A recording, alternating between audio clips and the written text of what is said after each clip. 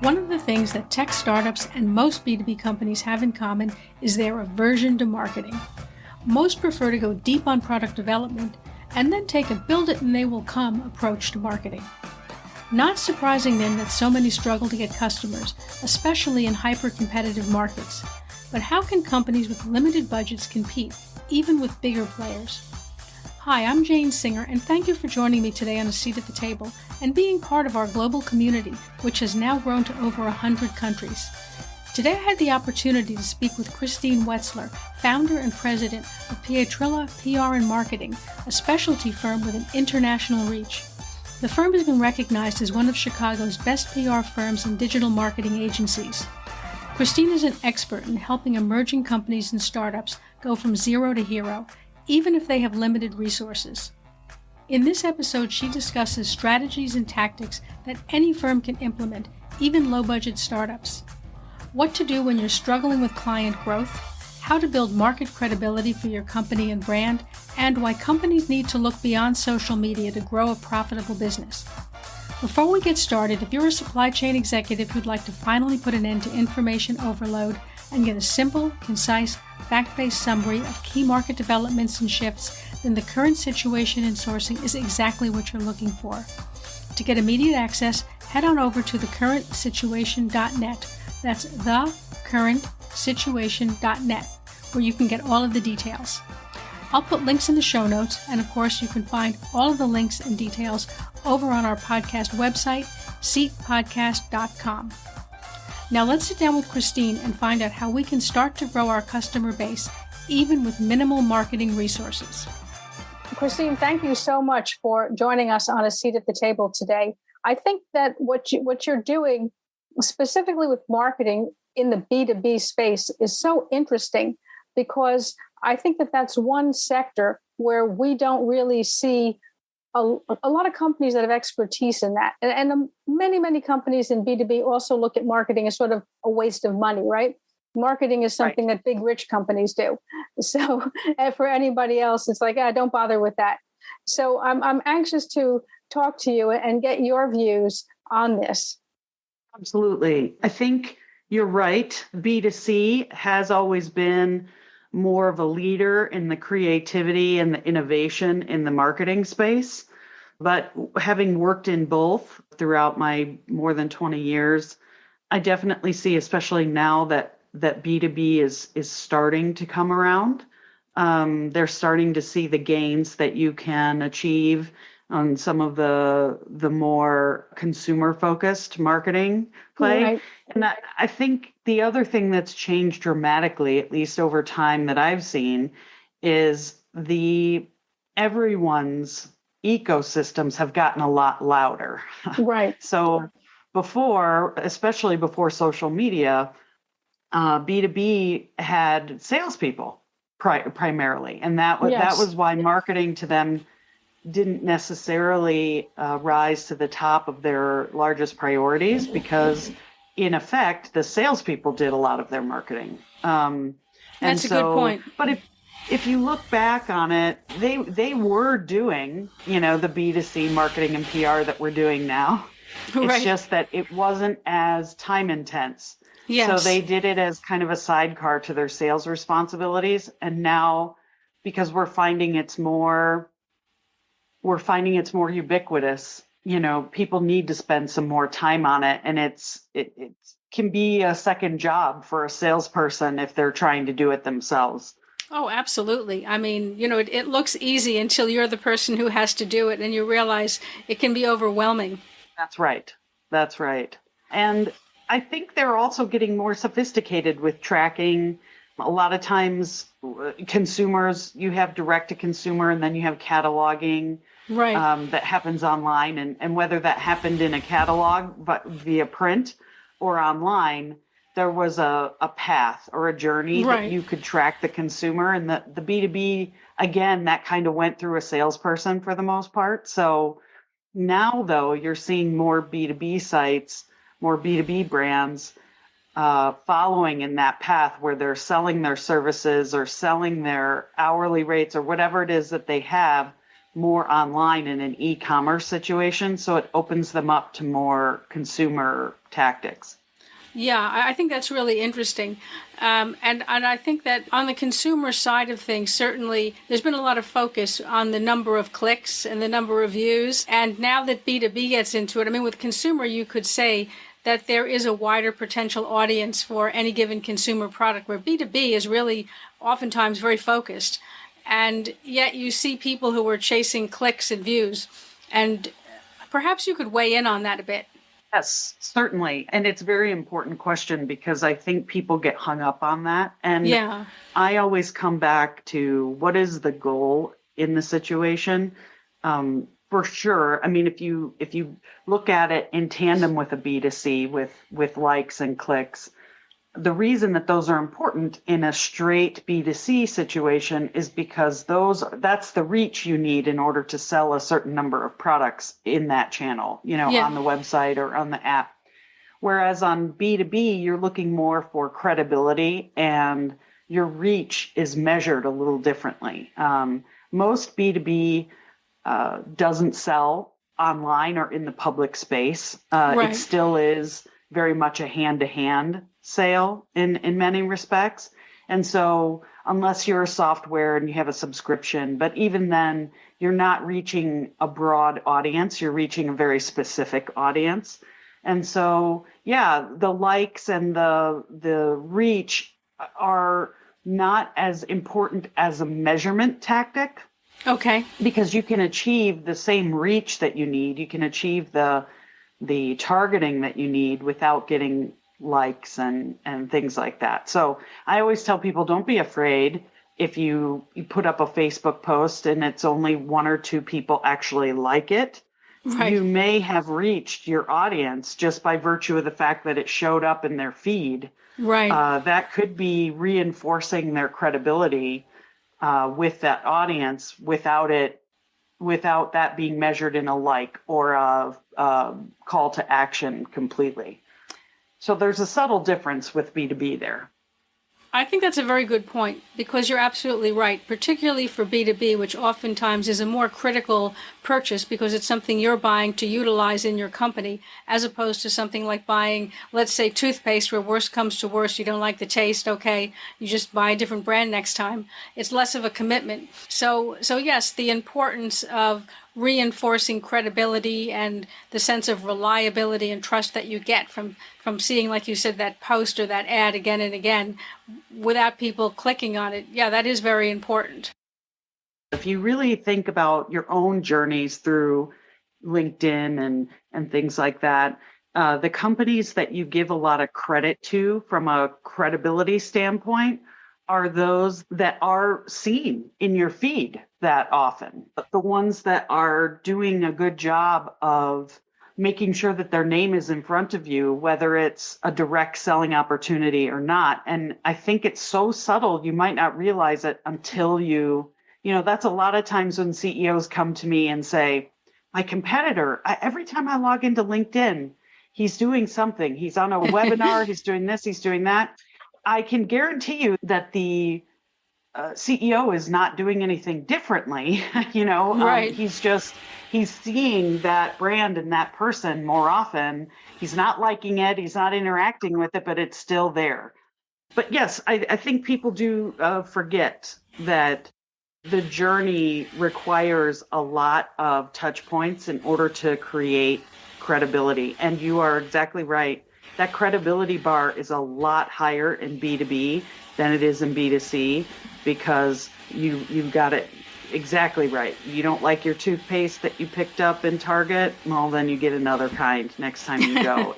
The bar is so low sometimes for consumer products, right? That even when you're buying a car, which is very expensive, that's a different kind of buying decision than if you're implementing $100,000 worth of software for your organization. So, in those situations, the credibility is deeply important, because not only are you spending a lot of money, but you're rolling it out and attaching it to your brand promise with your employees and with all the people that you work with.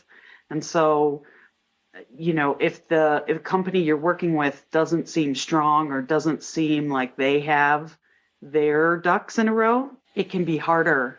It kind of begs the question, why would you work with that company? Why would we implement this when we have an old saying in PR that nobody ever got, well, it's not just PR, it's Right. everywhere, I think. Nobody ever got fired for hiring IBM. Right. And I always say, well, we'll turn you into IBM. Right. Not necessarily financially, but perception wise. People will go online and understand why you picked this organization because the credibility is there for everyone to see. Right. Yeah, I think that's a really good point. And while we're on the subject of social media, you do see that some people are remiss in not doing enough, as you were saying, and then you see other people who are just relentlessly posting every 5 minutes. I mean, is there a point, and I know it varies with different companies and different products, but just in general, is there, at what point is it just too much? Are you actually perhaps going to get a negative return? Sure. So we know that people spend on average about 15 to 20 minutes on each feed.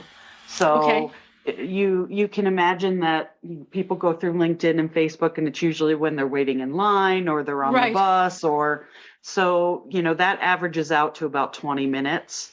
So I would say you want your posts or your content to show up in that 20-minute time frame.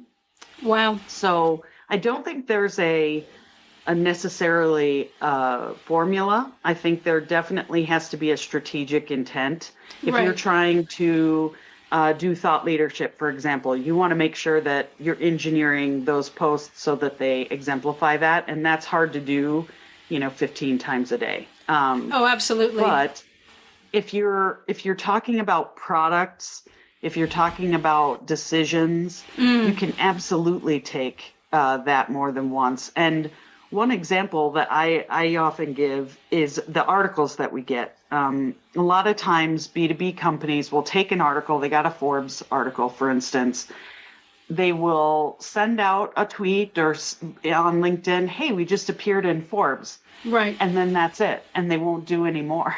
And to me, that article can be discussed on social media, especially if it's relevant to your industry, in many different forms over the next few months. And so what I challenge clients to do is take all of those wins and break them up into smaller discussions so that they can post the same URL, the same Forbes article, but the content may appeal to a different person, or they may not have seen the first post or whatever it is. And so if you do that often enough, you get to where you are posting once every few hours, once or twice a day. I think for B2B, you definitely have to think about a daily posting situation. Yeah. For B2C, it's much higher, and that's another confusion that I want to mention too, because I also get that. Well, my competitors post 15 times a day. And I think that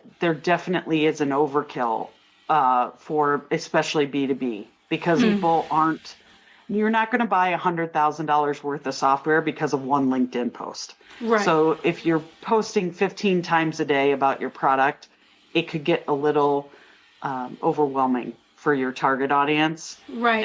And affect kind of a different perception. But I think if you focus on good content, good discussions, authenticity, that's the way to go with that. And then just don't forget that everything's a discussion online. That's what social media exists for, so we can have discussions. So, that article can be chopped up into many, many different discussions over the next couple months, or years even. I mean, I have clients that still use their fantastic placements 5 years later because they're fantastic placements, and they should, especially if they're still relevant. Yeah, absolutely. I mean, I think you're right about that. I mean, as much as being visible and being visible frequently is important, you do run into algorithms that start to punish you for for posting too much. LinkedIn, it seems, it's hard to know because it's difficult to decode the algorithms, but it does seem that in some cases, if you're posting too frequently, unless those posts are getting a tremendous amount of reaction from other people, that they do put sort of speed bumps in there, and then the next posts don't do so well. Right. Well, and especially on LinkedIn, Facebook, the comments bring the content back up to the top of everybody's feed again. So that's why I like focusing on discussions and things that are more authentic, especially for CEOs, because they are more apt to talk and be engaged about something that they're interested in, about something that makes good sense to them. And so you don't have to post 15 times if other people are commenting and it's bringing it up in their feed and their friends' feed. And that's also another third-party credibility boost that, you've started a conversation that people are in tune to and are responding to. And I know myself, for one, I'm more likely to read through the comments and click through things that are showing up more often on my news feed because my friends are engaging with it, than I am just clicking on somebody's link apropos of nothing. So that's another good thing to remember is those are touches as well. So if you post something, say once every 2 days, but it really gets a lot of engagement, you really are posting in effect a few times a day because it's popping up in people's news feeds when people comment, every time people comment. So I would say focus on engagement, less on the actual posting and more on getting people to discuss what you want to talk about. We're going to take a quick break now, and then we'll be right back. We were hiring when we were making 50 to 100K monthly losses. And why? Welcome to episode 1. I can't think of a single founder who's been around for a decent amount of time in business who hasn't had their tunnel of year. This was that year. We're going to be okay, yeah, Sheree.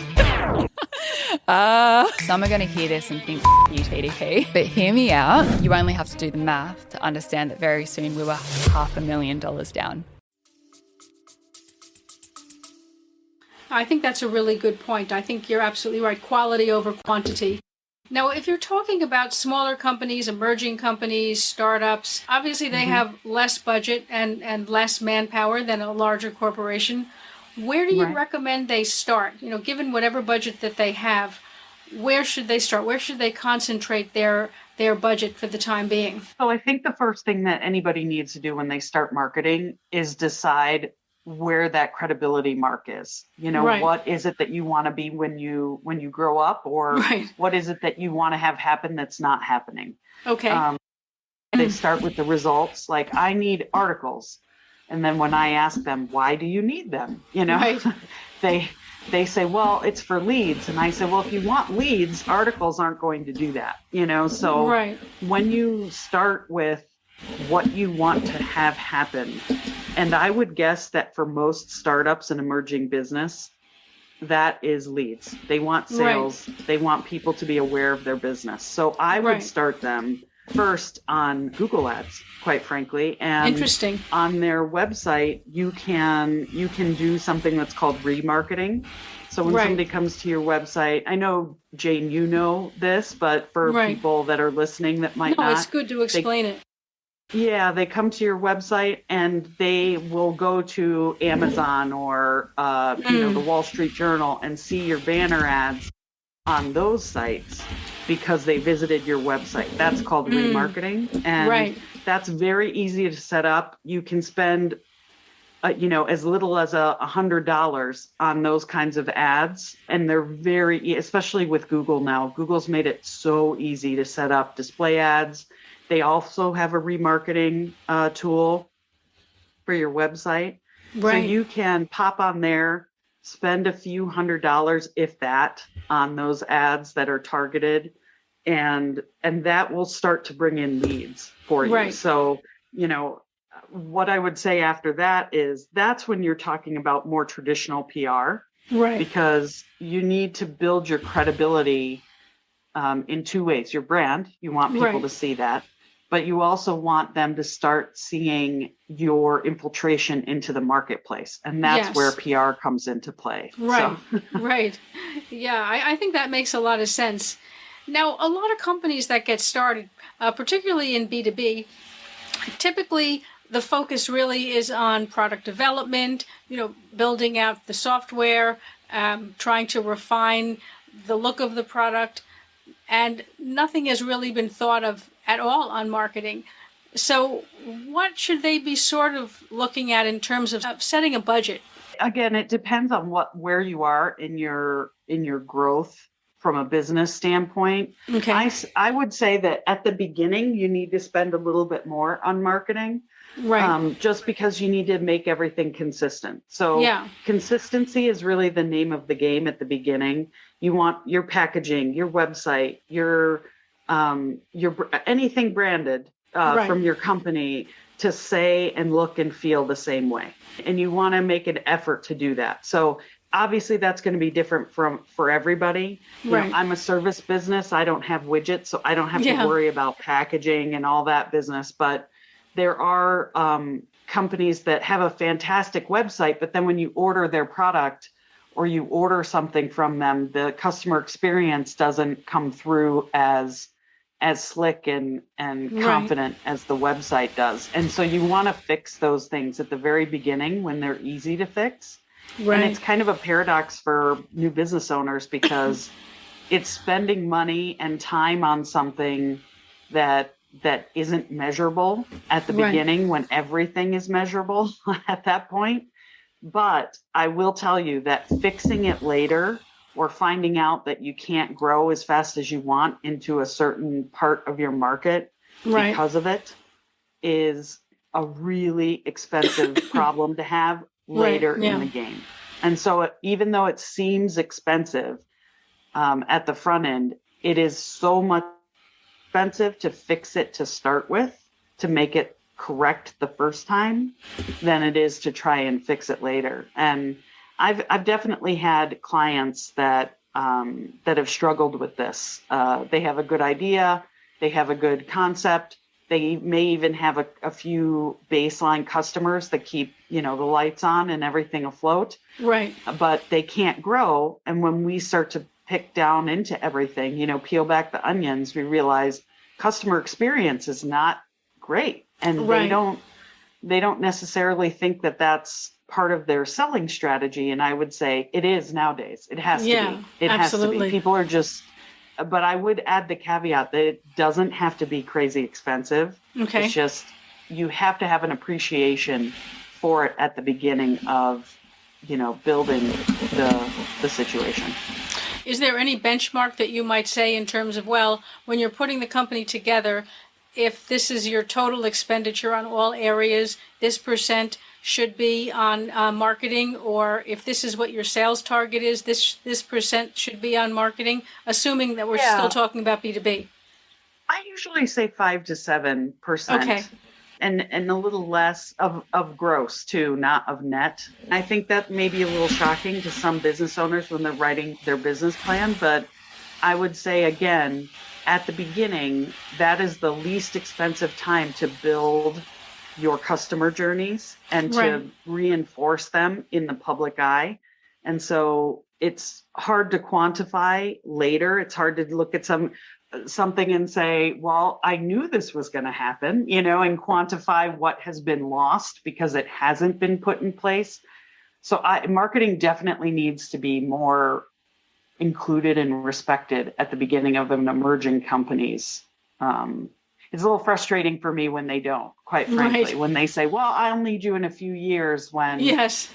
I do agree that PR isn't necessarily needed at the beginning because it's not going to help you if nobody knows what your brand does. And you can use PR to educate once you've Right, got everything yeah. up and running. But when you're first starting out, the function really needs to be on getting your brand voice out and getting leads.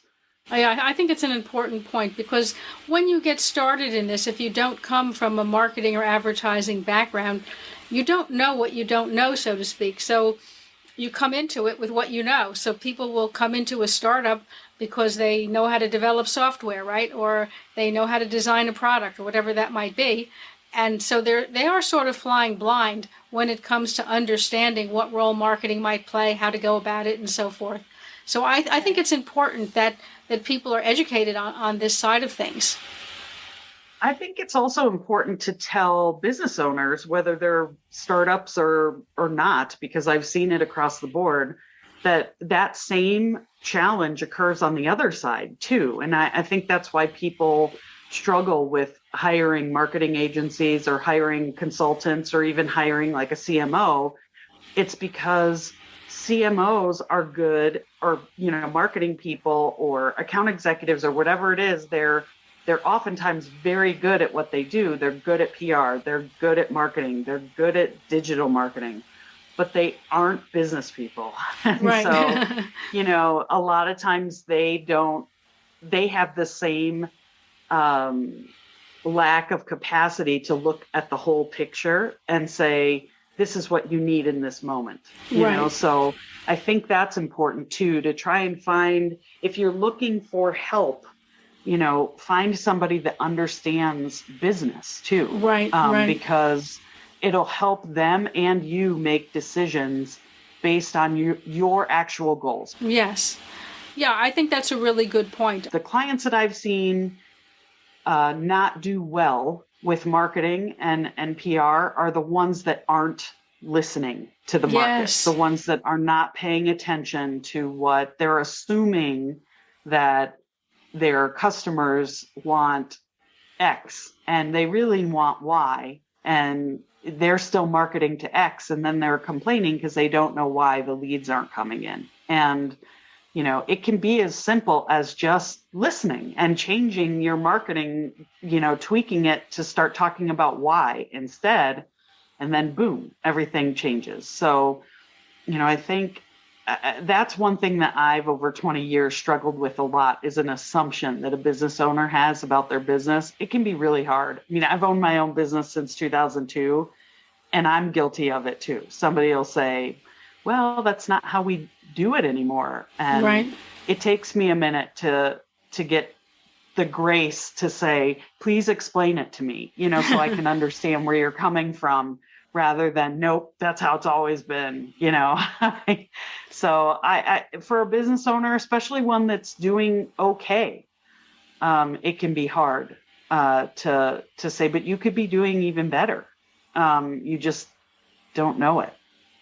I'm so glad you brought that up, because I am a firm believer in the value of doing market research with your customers to try to understand how they see things, because you're absolutely right.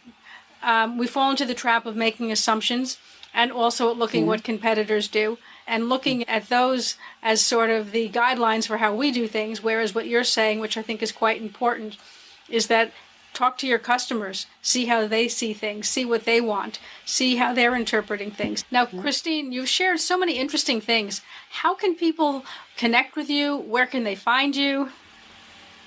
Yes. So, there's a bunch of different ways. Of course, my website, which is Pietryla.PR. It's Pietryla.com. And I also write for Forbes. I write for Entrepreneur. Okay. If you Google my name or the company name, all of that will pop up, and there's lots of good information and things there that also shows up on the website. And then, I'm on all of the social networks under the same Pietryla PR, and Christine Wetzler, C Wetzler on Instagram. So I'm on all of those things. As a marketer, I kind of have to be. Yes, absolutely. Well, I'll include those links in the show notes and over on our podcast website at seatpodcast.com, so that people will have many opportunities to find your links, to connect with you. And thank you so much for sharing so much information. I really appreciate it. Oh, thank you. And if anybody has any questions, or if you have questions, you can send them my way, and I'm glad to answer them. I'm always glad to talk about marketing. I'm kind of a marketing nerd, so Any excuse to talk is a good one for me. Okay, well, that sounds great. And we do have a function on our podcast website now where people who are listening can go over there, and there's a form. You can ask a question, and we will forward that over to our guests. So please make use of that. All right. And, thank you so much, Jane. Oh, thank you. It's been a pleasure. Yes, mine too. Thank you. I hope you enjoyed this episode of A Seat at the Table. As I mentioned at the beginning of this podcast, we're adding a new feature. If you've ever listened to a podcast and thought, I have a question, well, now you can ask. We'll be letting you know about upcoming guests on our show, and you can send in your questions. Also, you can ask questions after the show, and we'll forward them to our guests for feedback. If you'd like to participate or just want to learn more, head on over to our website at seatpodcast.com. That's SEAT podcast.com for all of the details. The links will also be in the show notes. You can also leave any thoughts, feedbacks, or suggestions there, and yes, I will read it. Thank you for joining me today. I'm Jane Singer, and I will see you in our next episode of A Seat at the Table.